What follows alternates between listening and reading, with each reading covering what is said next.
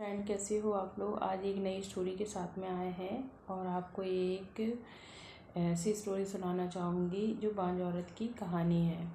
उसको उसके शादी को 10 साल हो गए थे, उसको कोई बच्चा नहीं हुआ है और उसके घर वाले उसको बहुत ताना देते थे कि ये एक बांझ है और इसको बच्चे नहीं होते हैं, इसको कभी नहीं होंगे। तो हर कोई उसको कोसता था और गालियाँ भी सुनाता था, उल्टा सीधा बोलता था। तो आप लोग के आसपास या आपके फैमिली में भी कोई ऐसा हो तो प्लीज़ ऐसा मत कीजिएगा, क्योंकि जो कुछ होता है भगवान की मर्ज़ी से ही होता है और ऊपर वाला जब चाहता है तभी होता है ये सब। तो इसलिए हम कौन होते हैं किसी को उल्टा सीधा बोलने वाले।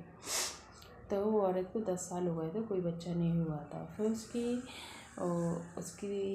घर में देवर था, देवर की शादी होती है और देवरानी आती है।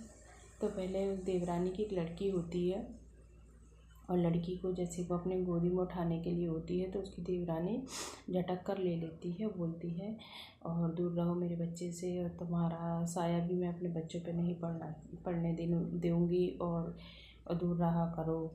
तुम तो एक भांज औरत हो, तुम्हें कोई बच्चा नहीं होगा, ना तुम्हें कोई औलाद होगी। तो इस तरह से वो मायूस हो जाती थी बहुत ज़्यादा कि शायद मुझ में कोई कमी है और इसलिए लोग मुझसे कह रहे हैं। आज देवरानी भी मुझसे ये बात कह रही है, मुझे बच्चे को खिलाने नहीं दे रही है। तो इस तरह से बहुत दुखी हो जाती हो। तो बस वो अपने बच्चे को झटक कर ले जाती है। अब वो सोचती रहती, रोती रहती है, अपने पति से बोलती है आज देवरानी से मेरी लड़ाई हो गई है और देवरानी ऐसा ऐसा बोल रही थी मुझे, बताइए मुझे एक बच्चा ला के दीजिए, मैं भी कब तक रहूँगी और मुझे बच्चा चाहिए। तो इस तरह से बात यहीं समाप्त हो जाती है।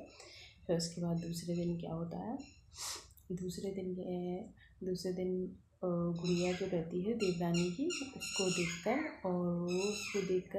देखकर वैसे ही उसको देखती है, उठाने के लिए जाती है तो उसको जैसे ही चक्कर आ जाता है और फिर उसके हस्बैंड को फ़ोन किया जाता है कि आपकी बीवी चक्कर खाकर गिर गई है, पता नहीं क्या बीमारी हो गई है, आके देखिए। तो उसके हस्बैंड आते हैं, डॉक्टर को लेके आते हैं और डॉक्टर चेक करते हैं तो डॉक्टर बताते हैं आपकी बीवी प्रेग्नेंट है। तो उसके हस्बैंड का चेहरा ऐसा फूल सा खिल जाता है और उसकी बीवी तो बहुत खुश हो जाती है और देवरानी सुनकर शॉक हो जाती है कि ये कैसे हो गया है। तो इसलिए सब कुछ भगवान की इच्छा से ही होता है। तो हम कौन होते हैं कहने वाले किसी को बुरा भला। तो इसलिए आपके घर में भी कोई ऐसी औरत हो या आस पड़ोस में भी हो तो उसे ऐसा उल्टा सीधा मत बोलिएगा, क्योंकि ये सब शब्द नहीं बोलना चाहिए हमको। ये सब भगवान की मर्ज़ी से ही होता है।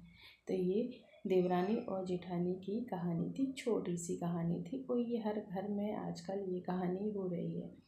तो हमें किसी को ठेस नहीं पहुंचाना है। तो बस यही है कि हमें किसी को गलत भी नहीं बोलना है। तो फ्रेंड प्लीज़, अगर आपको कहानी अच्छी लगती है तो लाइक ज़रूर कर देना और चैनल को सब्सक्राइब कर लेना। अगर अच्छी नहीं लगती है तो डिसलाइक भी कर देना, कोई टेंशन नहीं है। Okay friend, bye.